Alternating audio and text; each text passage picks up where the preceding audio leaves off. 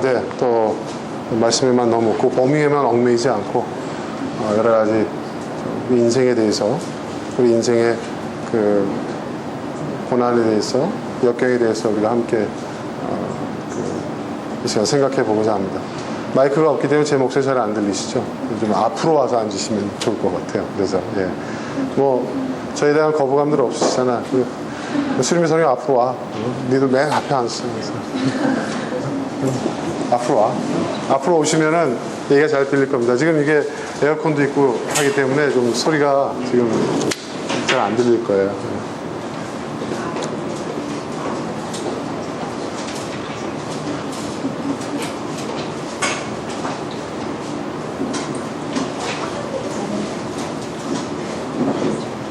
여러분, 우리 여기 우리 어린 학생들도 있고 또 작년이 되신 분들도 있고,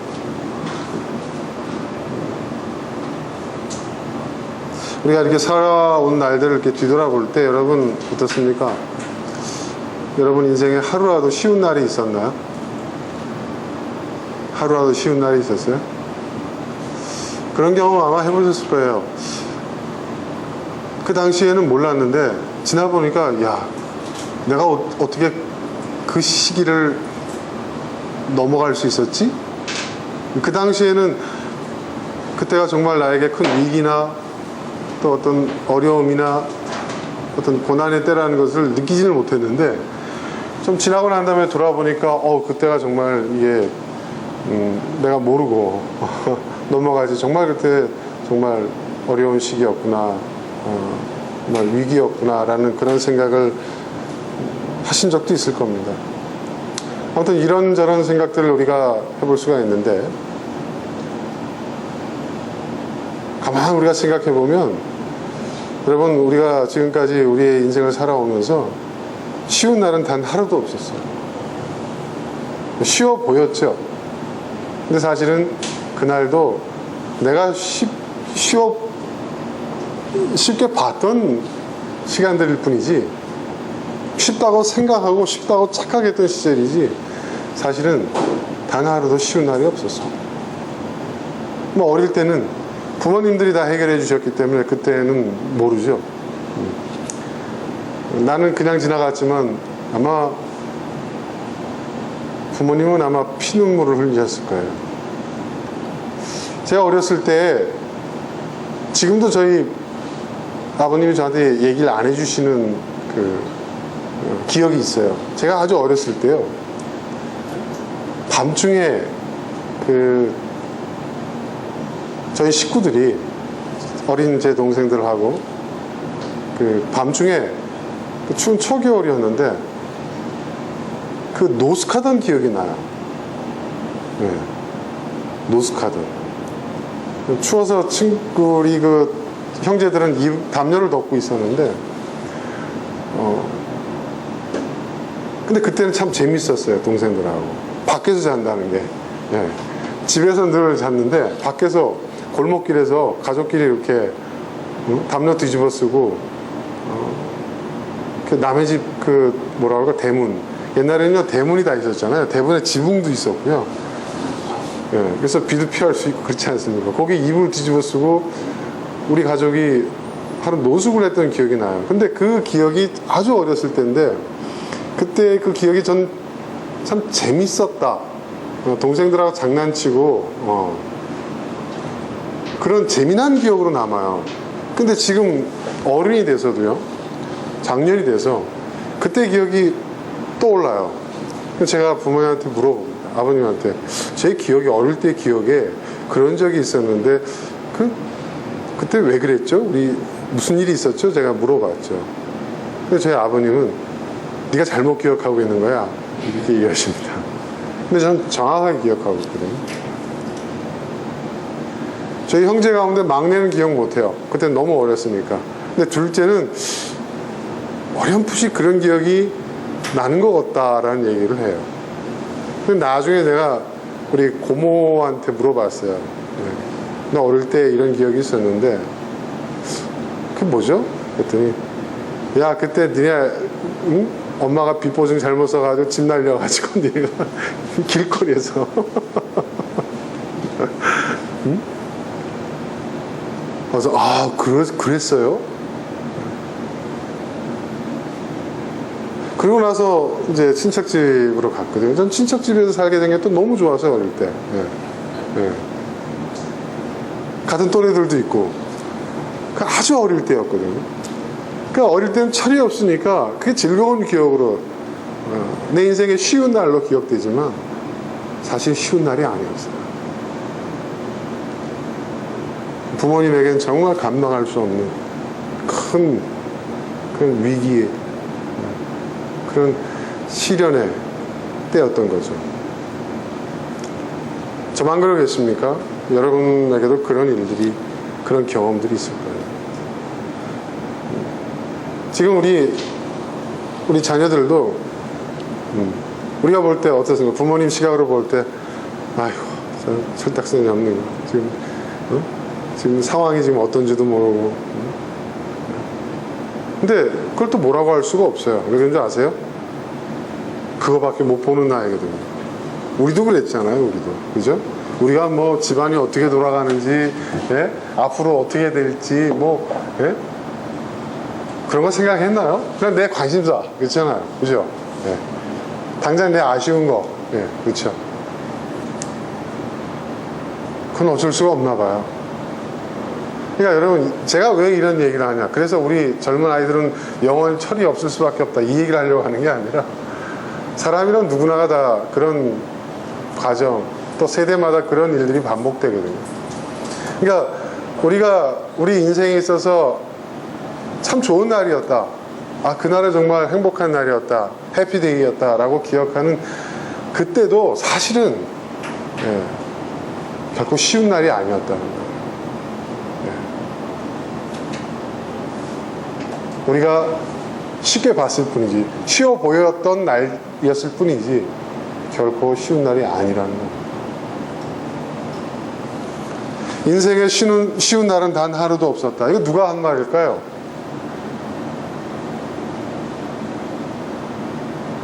제가 한 말이 아닙니다. 많은 사람들이 한 말이고요. 제가 어느 책을 읽어보니까 워렌 버핏이라고 하는, 여러분 잘 아시죠? 세계적인 그 투자자죠. 그 사람은 투자하는 것마다 그 대박 난다고 하지 않습니까? 그래가지고 그 사람한테 투자 비결, 응? 그렇죠? 그걸 좀 정보를 얻고자, 그 배움을 얻고자 그 사람하고 식사 함께 하는데 뭐 그렇죠? 뭐 수십억씩 내야 된다. 물론 그거는 이제 기부를 한다 하는 뭐 그런 취지를 하지만 그 정도로 이 투자의 대가고 달인이잖아요. 근데 그 사람 자산도 엄청나죠. 그러니까 그 사람은 뭐 누가 그런 얘기를 하더라고요. 그 사람은 천재다 뭐 이렇게 얘기하는 사람도 있고요. 투자의 천재다. 또 어떤 사람은 운이 너무 좋다. 그 사람은 뭐 누가 이제 그거 이렇게 그 사람들 재미 삼아서 이제 그렇게 하는 거 있잖아요. 뭐 그 정치인들, 경제인들 뭐 이렇게 그 뭡니까? 그치 사주 이렇게 풀면 우리나라 사람들 그런 거 잘하잖아요. 종편 방송에서 그런 짓들을 잘하는데 워렌 버핏의 사주를 우리나라 유명한 어떤 그 사주 관상학자가 이렇게 풀었는데 뭐 이 사람은 금수저를 물고 태어난 사람이라는 거예요. 이 사람은 뭐 절대로 돈을 잃는 법이 없고 돈이 들어오게 돼 있는 사람이라는 거예요. 그러니까 많은 사람들이 부러워한단 말이에요. 부러워해요. 워렌 버핏을 부러워해요. 뭐 세계적인 부호고 그렇지 않습니까? 그리고 또 이 사람이 또 얼마나 또 사람의 생각이 건전합니까? 그렇죠? 그 자기 재산의 상당 부분을 사회에 기부하고 그렇지 않습니까? 그리고 이 사람 영향을 받아가지고 빌 게이츠도, 마이크로소프트 사의 그 빌 게이츠도 그렇죠? 자선사업가가 됐잖아요. 굉장히 그 명망도 갖추고 인격도 훌륭한 사람이라고 하더라고요. 모든 걸 다 갖춘 사람이에요. 근데 그 사람이 쓴 책에 이 말이 나와요. 그 사람이 뭐라고 얘기했냐면 내 인생에 쉬운 날은 단 하루도 없었다.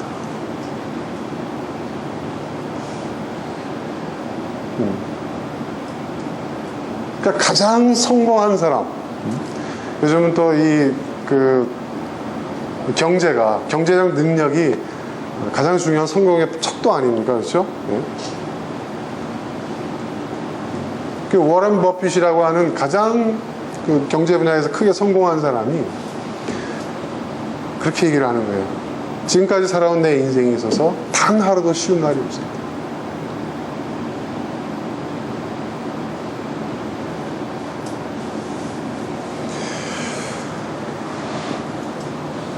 그러니까 이 말은 무슨 말일까요?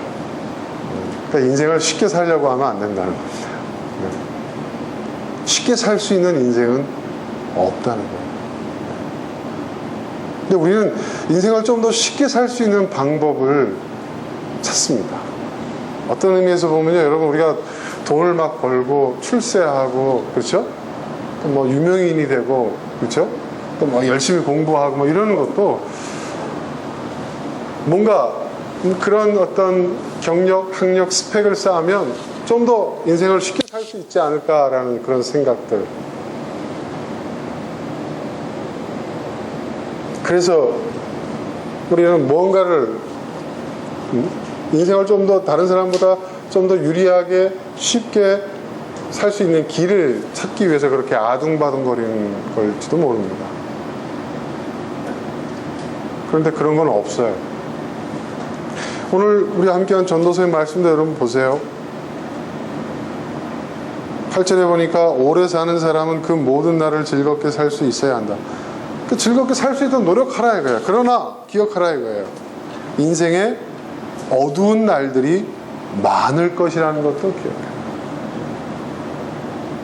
인생은 결코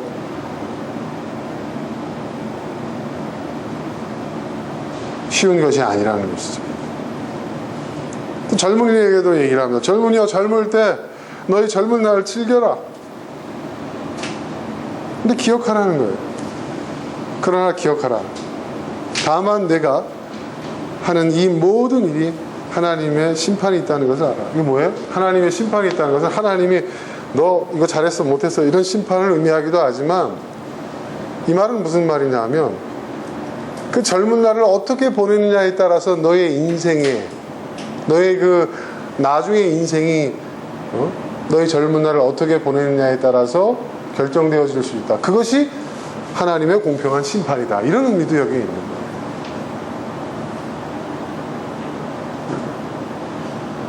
여러분, 인생은 결코 쉬운 일이 아니에요. 그러니까 인생을 어렵게 사는 사람이 사실은 잘 사는 사람이라는 그런 내용을 제가 요즘 어느 책에서 읽었는데 정말 공감이 됩니다.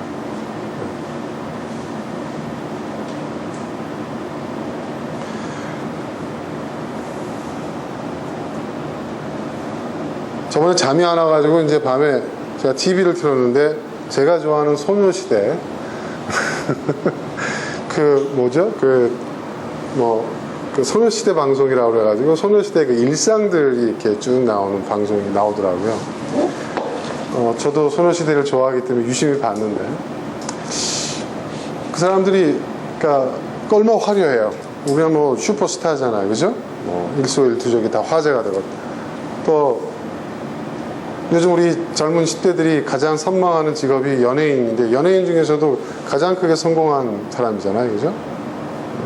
근데 그들의 재미있는 일상도 보여주고 이렇게 하는데, 그런데 거기서 이제 그런 얘기를 하더라고요. 그들이 그러한 그 자신들의 그 소녀시대 그 스타의 그 자리를 계속 유지해 나가기 위해서 그들이 쏟는 노력, 자기 관리, 네. 굉장히 화려하고 재미있어 보이는 것 같지만 개인의 일생, 개인의 삶이 없어요. 그리고 뭐 하다못해 그 몸매, 외모, 또 무슨 그런 걸 유지하기 위해서 정말 피눈물 나게 노력하고 하는 그런 과정들. 수리마, 너 저녁을 닭가슴살 한 덩어리 하고 계란 반 개 하고 브로콜리 반 공기 갖고 먹을 수 있겠니? 그거만 먹으라고 그래. 그것도 6시에 그리고 6시 이후에는 물 한 모금도 못 먹게 해. 너 그렇게 한 10년 살 수 있겠어? 수영이 한 반은 뛸것 같네요. 그치?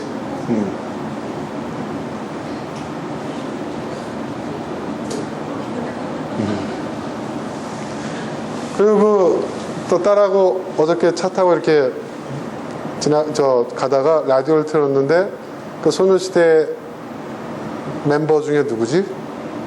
경환아 누구지? 써니라는 그 친구가 DJ를 보고 있는 음악을 좀 들었는데 거기서 그 얘기를 하더라고요. 자기가 뭐 어떤 그 책을 봤는데 그 쇼핑, 그 사람이 하는 그 쇼핑이 그 사람의 그 삶의 우선순위와 중요도를 어디에 두는지를 알 수 있다. 뭐 이런 얘기를 하더라고요.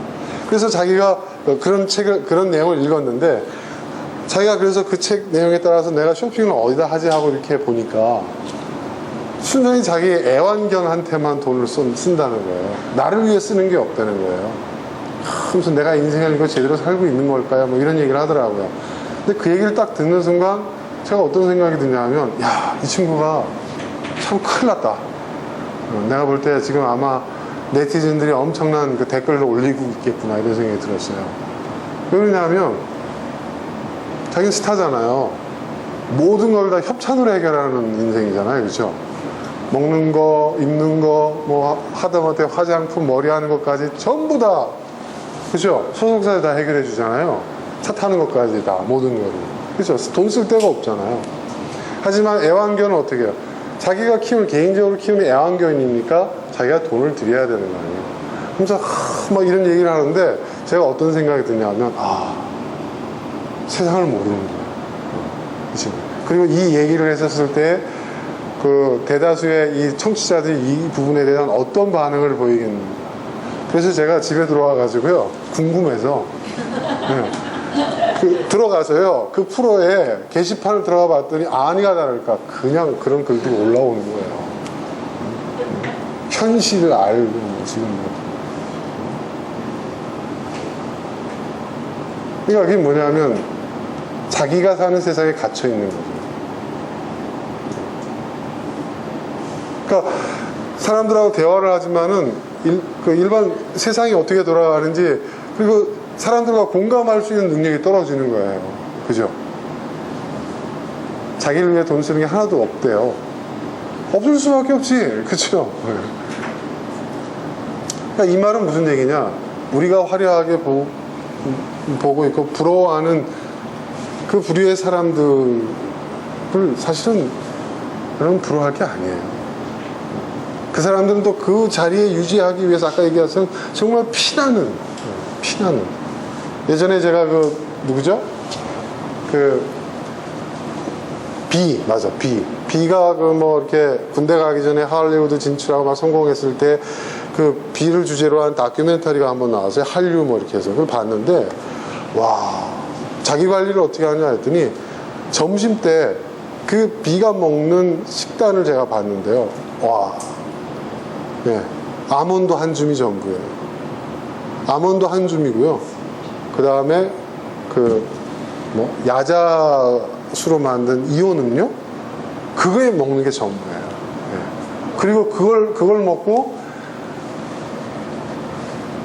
운동을 하루에 뭐 5시간, 6시간씩 한대요. 그리고 영화를 찍었대요. 여러분 그렇게 살려면 살 수 있겠어요?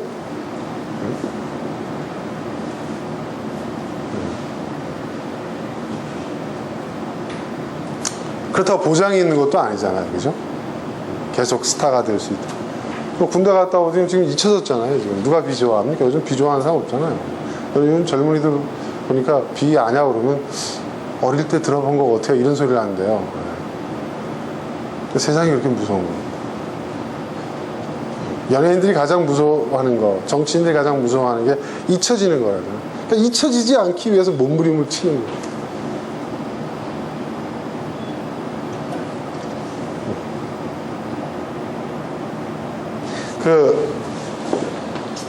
빅뱅의 지드래곤이 작곡하고 그 대단한 친구잖아요. 근데 탈모 증세를 앓고 있대요. 작곡 때문에. 여러분 고민해가지고 머리털 빠져본 적 있어요? 그 얼마나 스트레스를 받으면. 그게 쉬운 게 없는 거예요. 다 쉬워 보이죠? 아, 이렇게 하면 쉽게 살 수 있을 거고 저렇게 하면 쉽게 살 수, 절대 그렇지 않지.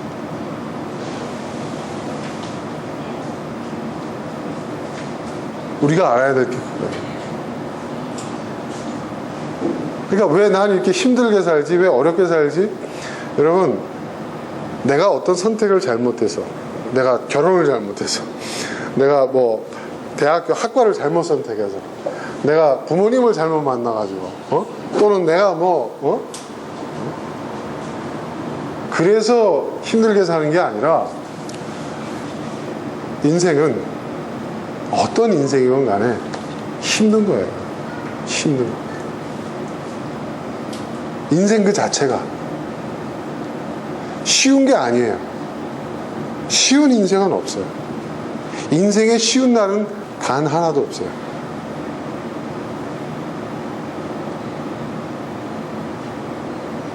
제가 예전에 한번 얘기를 했던 걸로 기억하는데, 저희 어렸을 때 제가 가장 재밌게 봤던 미드 좋아하죠? 여러분 CIS 뭐 이런 거 좋아하는데, 나도 우리 딸이 CIS를 좋아해서 이렇게 가끔씩 같이 봅니다. 근데 별 재미는 못 느끼겠어요, 내가 볼 때. 스토리가 너무 뻔해서. 근데 제가 어렸을 때 가장 유행했던 미드는 저거였어요. 초원의 집. 기억나세요, 여러분? 초원의 집. 월튼네 가족. 굉장히 그 목가적이고, 그렇죠? 가정적이고 그렇잖아요. 근데 저희 가족이 그렇게, 저는 그 화목한 가정이 아니었기 때문에 제 마음속에는 그게 있었어요. 아, 나도 빨리 어른이 되면 가정을 이뤄가지고 저렇게 아이들도 많이 낳고 행복하게 살아야지. 그래, 가족이 이렇게 그 화목해야 돼. 아이들도 많아야 돼. 그래야 저렇게 서로 형제들 간에도 우애 있게 지내고. 그래서 제가 이제 결혼을 하고 나서 이제 애 둘을 낳았는데 너무 힘들더라고요. 지금까지. 내가 3명, 4명, 5명? 그 월튼네 가족 같은 경우에 7명인가 8명인가 그렇죠?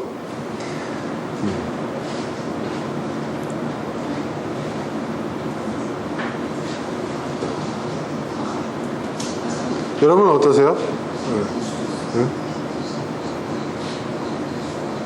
아이를 낳는 순간 부모는요, 자기 인생이 없어집니다.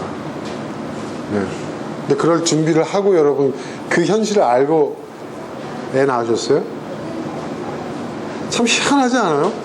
저는 우리 부모님이 좀 그런 걸 좀 알려주셨으면 좋았을 텐데, 야, 빨리 결혼해서 애 낳아, 이런 얘기만 하셨지, 애를 낳아서 부모가 된다는 것은 어떤 의미인지, 부모가 어떤 희생을 치르고 어떻게 해야 돼, 이런 것들을 좀 알려주셨으면 참 좋았을 텐데, 그런 거는 별로 이렇게 알려주시지 않고. 그래서 제가 이런 생각도 들었어요. 너도 당해봐, 이게 아닌가. 부모님들이 자식들한테 할 수 있는 최고의 복수는 너도 당해봐, 이게 아닌가. 막 이런 생각이 든 적도 있었어요. 그래서 저는 요즘 어떤 얘기를 하냐면, 우리 아이들한테 제가 하는 얘기가, 야, 결혼 안 해도 돼. 저는 그런 생각 합니다. 뭐 꼭 이 사람 아니면 난 못 살겠어요. 나 이 사람 아니면 난 진짜 인생 의미가 없어요. 그런 사람이 아닌 이상은 그냥 혼자 살아도 돼. 아니, 외로우면 그냥 남자친구, 여자친구 사귀면 되지? 응? 그리고 결혼한다 하더라도 내가 정말 아이를 원하고 이 아이를 위해서 내 인생을 희생하고 내가 모든 걸 다 이 아이를 위해서 내가 그런 걸 할 수 있는 각오가 돼 있지 않은 사람, 애 낳지 마. 그거 애 낳아놓고서 부모님한테 던져놓고 애 키워주세요 하고 우리는 맞벌이 합니다. 난 절대 애 안 맡아. 난 미리 다 얘기를 했어요. 그랬더니 우리 아들이 한번 언젠가 그런 얘기를 하더라고요. 아버지, 왜? 아버지는 왜 결혼을 하셨어요? 그렇게 힘들다는데. 그 아버지는 왜 애를 낳으셨어요? 왜 우리를 낳으셨어요? 그런 얘기를 하더라고요. 그래서 제가 뭐라고 그런지 아십니까? 실수였다. 그거는 사고였다. 네. 이제 우리 아들도 20살 넘어가지고 그런 얘기를 해요. 그랬더니, 아, 나는 사고구나. 그러더라고요. 네, 몰랐다는 얘기죠. 몰랐다, 나는. 나는 정말 몰랐다, 그런 거를. 근데 너희들은 알아들을지 모르겠지만, 진짜 심사숙고해야 된다. 인생에 있어서 결혼을 한다는 것이 어떤 것인지. 저는 그냥 좋으면요. 좋으면 어떻습니까? 헤어지기 싫잖아요. 같이 살고 싶잖아요. 같이 살고 싶으면 결혼하는 건 줄 알았어요. 근데 결혼이라는 것은 이제 그게 아니에요. 그럼 같이 살다 보면 좋아서 같이 살다 보면 애가 생기잖아요. 그러면 애를 낳는 거라고 생각했어요. 그리고 그 아이를 낳으면 가정이 완성이 되는 거고 행복한 거고 부모가 되는 거고 보람되고. 근데 실제로 그렇게 해보니까요, 제가 볼 때 세상에서 가장 어려운 일이 좋은 부모가 되는 일이에요. 좋은 부모가 되는 일이 세상에서 가장 어려운 일이에요. 내 인생에 쉬운 날이 단 하나도 없었는데 부모가 되고 난 다음부터는 쉬운 날 정도가 아니라 어려운 날들이었다. 그만큼 내가 준비가 안 돼 있어요. 몰랐다.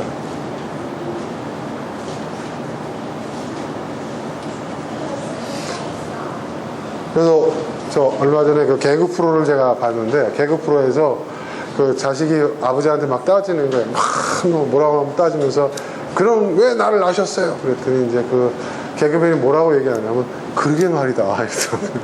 내가 왜 너를 낳았을까? 개그지만 참 씁쓸한 얘기죠. 제가 왜 이 얘기를 하냐면, 여러분, 사람이 태어나서, 그렇죠? 결혼하고 아이를 낳고 가정을 이룬다는 것은 가장 기본적인 거잖아요. 그렇죠? 그렇지 않습니까? 우리 삶에 있어서 가장 기본적인 거예요. 가장 중요한 거고 가장 기본적인 건데, 이게 가장 어려운 거예요. 그렇게 생각되지 않으십니까, 여러분? 가장 어려운 거예요. 가장 기본적이고 가장 중요한 건데 가장 어려운 거예요.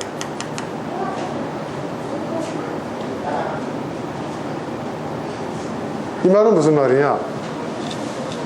우리가 인생이라고 하잖아요. 인생을, 여러분, 이런 의미도 있다고 하더라고요. 인생이 뭐냐면 사람 인자에다가 날생자잖아요. 그러니까 사람으로 태어난 인생, 사람으로 태어난 이상, 인생은 고해다. 모든 인생, 사람으로 태어난 모든 존재는 사람으로 태어난 그 대가를 치르게 돼 있다는 거예요. 사람은 대단한 존재인 건 분명해요. 마음으로 영장이에요. 그렇죠? 정말 인간은 정말 대단한 가능성을 갖고 있고, 정말 하나님이 지으신 모든 피조물 가운데 영장일 뿐만 아니라 정말 세상을 바꿀 수 있는 그런 위대한 그런 인물이 될 수가 있어요. 인간이 갖고 있는 그 가능성과 그 위대함은 대단합니다. 그런데 그것을, 그런 인간이기 때문에 그 인간으로서 치러야 하는 대가가 있다는 거예요. 그런데 우리는 그 대가를, 그 희생을 감당할 수 있는 준비를 우리가 해왔느냐라는 생각을 해볼 때가 많다는 거죠. 어릴 때는 그걸 부모님이 해주셨어요. 그렇기 때문에 내가 어떤 의미에서 내가 원하는 걸 다 얻을 수 있었고, 어느 정도는 내가 하고 싶은 것은 어느 정도는 다 할 수 있었어요. 근데 그건 부모님이 한 거예요. 나 대신에. 그 부모님 입장에서 내가 낳은 자식이기 때문에 자식에 대한 부모의 책임으로서 내가 할 수 있는 것은 하려고 했던 거예요. 그러니까 그게 무슨 얘기냐? 그냥 되어진 게 아니라는 거예요. 그렇죠? 그냥 되어진 게 아니에요.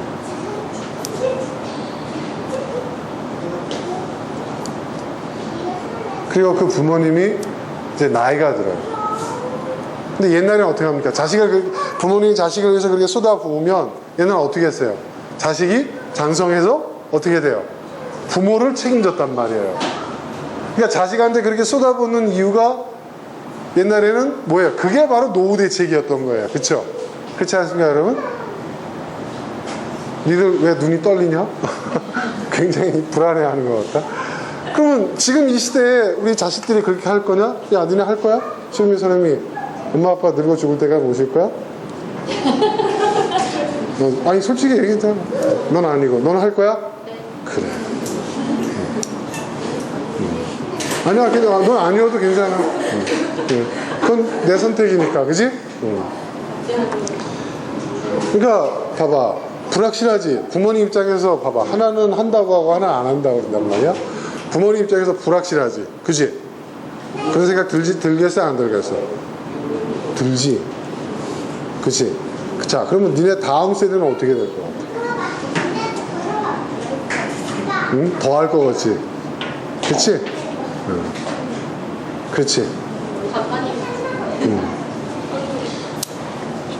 내가 왜 이런 얘기를 하냐면, 그래서 자식한테 쏟을 필요가 없다 이 얘기가 아니라, 이게 자연스러운 일이라는 거예요. 이게 현실이라는 거예요. 이 현실을 우리가 인정해야 된다는 것이고, 그리고 이 현실을 우리가 해결하기 위해서 우리는 더 많은 노력을 기울여야 된다는 거죠. 우리가 기울이는 그 노력이 우리로 하여금 인생을 쉽게 살게 할 수 없다는 겁니다. 이게 굉장히 중요한 얘기입니다. 그리고 요즘은 어떻습니까? 옛날에는요, 다 못 살았잖아요. 그렇죠? 다 못 살았어요. 제가 기억해도요, 제가 저희 반에서, 제가 서울에서 초등학교를 다녔는데 저희 반에서 꽤 잘 살았어요. 네, 은행집 아들이라고. 옛날에 그 은행집 아들이라고 하면 그래도 좀 사는 축에 속했거든요. 저희 반에서 제가 기억하는데, 제가 초등학교 2학년 때 자기 자전거를 갖고 있는 사람이 딱 2명밖에 없었어요. 그 중에 한 명이 저였어요. 그런데 집에 가서 친구네 집 놀러 가고 그 친구가 우리 집에 가서 놀아도 먹는 걸 보면요, 다 비슷했어요. 사실 사람 사는 게 그렇게 큰 차이가 안 났어요. 우리는 한옥집 살고 내 친구는 조선집 살고 뭐 이런 정도의 차이였다고요. 근데 지금은 어떻죠, 여러분? 빈부격차가요 어마어마합니다. 지금. 제 주변에도요 진짜 부자들이 있거든요. 진짜 부자. 이 사람들은 티가 안 나요. 네. 우리가 보면 막 삐까뻔쩍하게 막 외제차 몰고 다니고 막 머리끝부터 발끝까지 막 명품으로 도배를 하고 맨날 골프 치러 다니고 그럴 것 같죠? 아닙니다. 동네 아저씨 같아요. 절대 부자는요 티 안 냅니다. 진짜 부자는. 근데 그 사람들 씀씀이나 그 사람들이 갖고 있는 재산은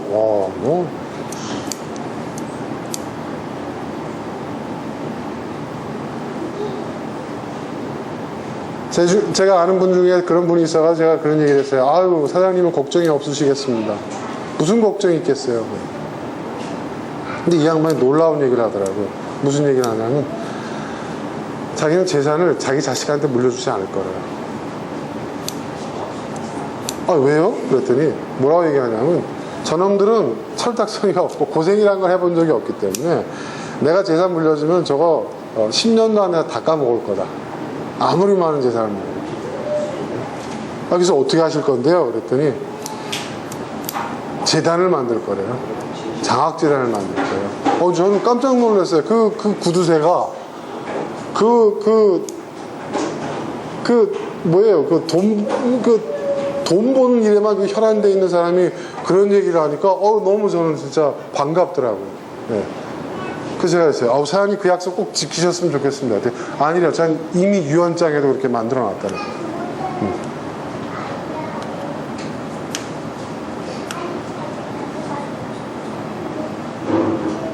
그래서 아니 좀 그리고 자식들이 그 가게에서 일을 하거든요. 아버지 사업을 돕는단 말이에요.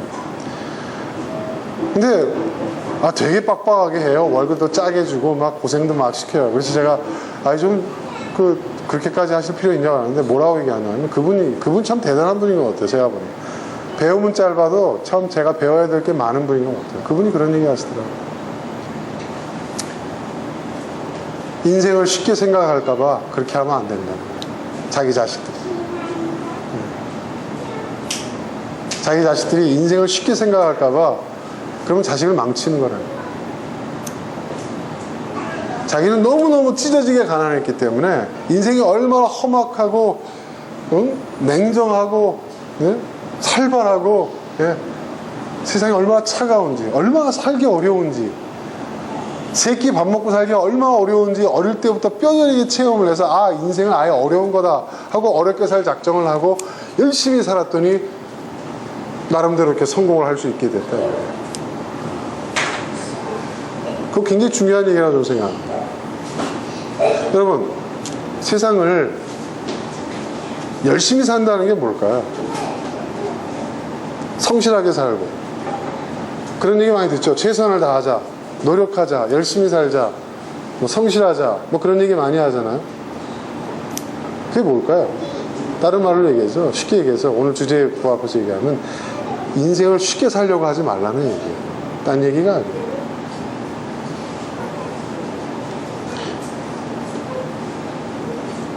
어릴 때는 세상이 놀이터 같죠.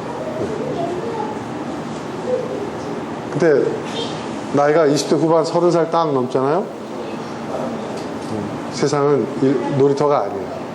근데 아직도 놀이터인 것처럼 생각하고 사는 사람들이 있어요. 아직도 파티장인 줄 알고 사는 사람들이 있어요. 그렇지 않아요. 네, 여러분, 내가 어떤 인생이 될 것인가, 나는 어떤 인생을 살 것인가, 그건 내가 스스로가 해결해야 하는 문제예요. 내가 만드는 거예요. 다른 사람의 인생을 그대로 살 수가 없어요. 우리는 내가 내 인생을 사는 거예요. 그럼 나는 어떤 인생을 살 것인가. 예수님께서도 그런 말씀하셨죠. 나를 따라오려거든 어떻게 하라고요? 십자가를 지고 좁은 길을 오라고 하셨어요. 무슨 얘기예요? 쉬운 길을 가려고 하는 사람은 나랑 같이 갈 수 없다고 말씀하신 거예요. 예수님만큼 인생을 어렵게 살아가신 분은 없어요. 십자가의 그분의 삶 자체를 십자가의 생이라고 얘기를 하지 않습니다. 인간이 위대해지고 인간이 탁월해지고 인간이 성장하고 발전하고 하는 그 모든 과정은 여러분 어렵게 힘들게 한 걸음 한 걸음 내딛는 그 발걸음이 쌓여서 이루어지는 거예요. 근데 우린 그런 생각 하잖아요. 저도 요즘 그런 생각을 좀 합니다. 아유, 좀 나이를 먹었으면, 이제 50이 됐으면, 이제 나이를 먹어갈수록 좀 편안해져야 되지 않나? 그런 생각 여러분 해본 적 있어요? 해보시잖아요. 근데 그런 생각 꿈도 꾸지 말라고 하더라고요. 나이를 먹을수록 더 힘들어진다. 더 힘들어요. 나이를 먹었으니까 이제 좀 편안해져야 되지 않나? 몸도 좀 편안해지고 마음도 좀 편안해지고 뭐에 쫓기지 않고 쪼이지 않고 좀 여유도 좀 갖고 근데 여러분 어떻습니까? 나이를 먹어갈수록 시간이 더 없어지는 거 느낌 들지 않으세요? 나를 위한 시간이 나이를 먹어갈수록 더 없어져요.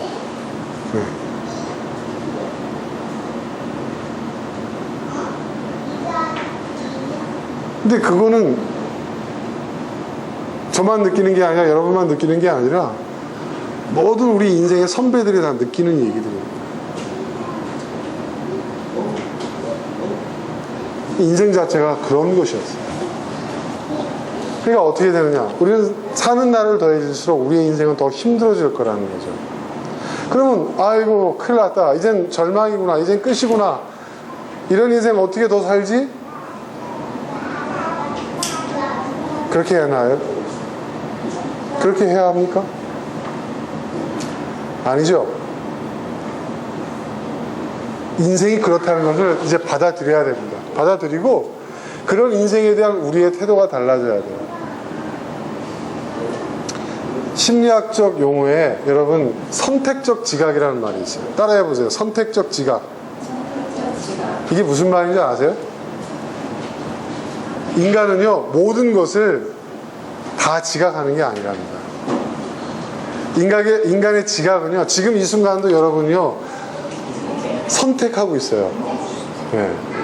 선택적 지각이라는 것이 바로 그겁니다. 네. 같은 자리에 있었지만 어떤 사람은 그걸 받아들이는데 어떤 사람은 딴 생각하고 있고, 딴 걸 받아들이고, 또 다르게 받아들여요. 인간이 가진 그 위대한 능력 중에 하나가 뭐냐면 이 선택적 지각이라고 하더라고요. 이 말은 무슨 말이냐면 그것을 선택하고 취하는 결정권은 나에게 있다는 거예요. 나에게.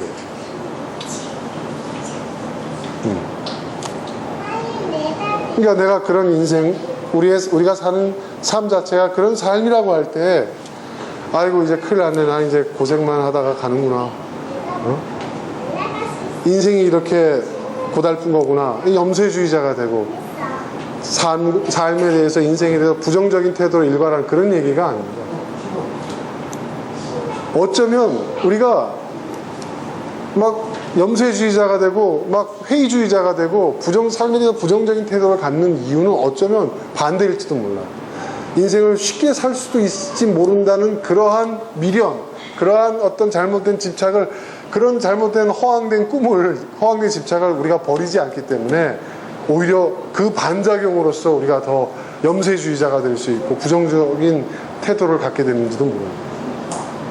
그냥 있는 그대로 인생이 그런 거구나, 삶이라는 것이 그런 거구나, 정신 바짝 차려야 되겠다, 그럼 난 더 진지하게, 더 치열하게, 더 열심히 최선을 다해 살아야 되겠다. 그렇게 되면 오히려 우리가 우리의 삶을 더 긍정할 수 있게 되지 않을까요? 여러분, 어떤 사람이 긍정적인 사람이냐면 자기에게 주어진 삶을 열심히 사는 사람이 긍정적인 사람이다. 성격이 밝고 모든 것, 이게 긍정적인 사람이 아니에요.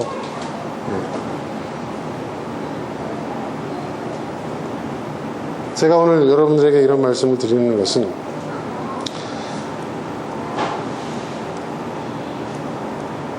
그 가지 많은 나무에 바람 잘 날이 없다고,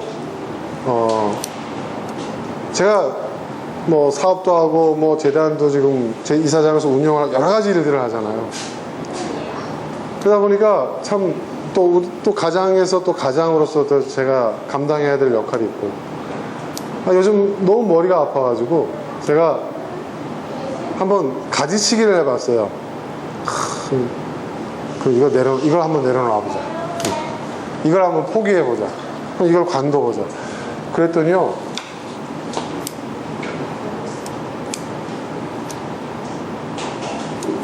저 하나가 딱 남더라고요. 저 하나 딱. 네. 요즘 그런 얘기를 하는데, 나를 찾아서 나만을 위한 인생, 그런 삶?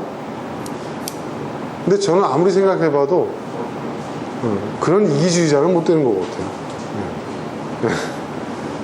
생각을 해봤어요. 내 존재의 의미, 내가 언제 제일 행복할까? 내가 언제 내 삶에 대해서 가장 큰 보람과 의미를 느낄까? 그때가 언제인가 생각을 해봤어요. 육체적으로 편하고 맛있는 거 먹고 재미있는 거 하고 그 순간이 아니에요. 가만 생각해 보니까 내 인생의 가장 큰 보람을 느끼고 의미와 어떤 가치를 발견하고 이거야 라고 생각했던 그 순간은 가장 힘들었던 순간들이에요. 가장 어려웠던 순간들이에요. 가장 고민을 많이 했던 순간들이에요. 즐겁고 편안하고 그때가 아니었어요. 그건 기억도 안 나요.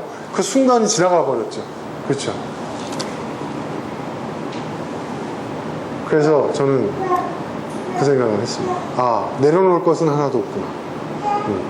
다 지고 가야 할 것들이고, 그리고 내가 지고 가고 있는 그 모든 것들이 결국은 내 인생이고 내 삶이고 나 자신이구나.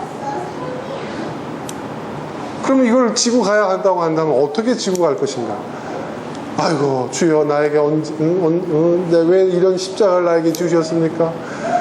하나님 왜 나에게 저런 화상을 만나게 하셨습니까? 하나님 왜 나에게 이런 시련을 주셨습니까? 이러고 울며 불며 억지 추장이가 되면 이를 부두둑 갈면서 여러분 가면 그 인생이 행복한 인생이 될까요? 저는 그렇게 생각하지 않습니다. 그 찬송가에도 그 말이 있잖아요. 찬송가에도 그 있죠. 즐거운 마음으로 십자가 지고 가라. 즐거운 마음으로 십자가를 지고 가라. 미친 사람이 아니고서야, 그죠? 제가 예전에 이 얘기를 했다가 누구한테 되게 한번 혼난 적이 있어요. 그냥 누구라고 얘기는 못하겠고 같이 사는 사람이 그런 소리를 한 적이 있는데 여러분, 그거는 우리가 즐거운 마음으로 십자가를 지고 가는 것은 하나님 보라고 하는 게 아니고 다른 사람들을 위해서가 아니고 나 자신을 위해서입니다. 즐거운 마음으로 십자가를 지고 갈 수 있는 여러분 되시길 바랍니다. 자, 여러분, 이제 우리 주님 뵈는 그날까지 계속 살아갈 겁니다. 살면서 쉬운 날은 없을 겁니다. 아마 더 어려워질지도 몰라요. 더 어려워질지. 우리가 사는 현실은. 하지만 그 현실을 대하는 우리의 태도, 현실을 대하는 우리의 지혜, 현실을 대하는 우리의 마음가짐, 우리의 생각, 우리의 감정, 우리의 느낌, 또 우리의 선택, 우리의 말과 행동들은 달라져야 합니다.